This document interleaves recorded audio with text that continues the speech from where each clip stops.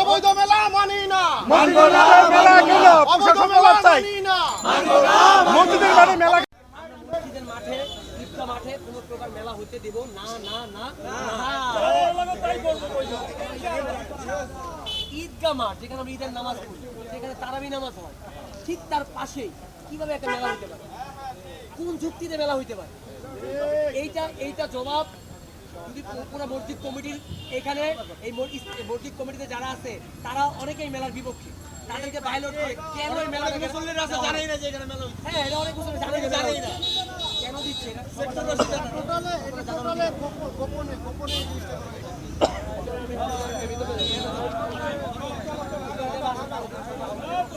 কেন মেলা মানি না। মানবো না। অবৈধ মেলা মানি না। অবৈধ মেলা মানি না।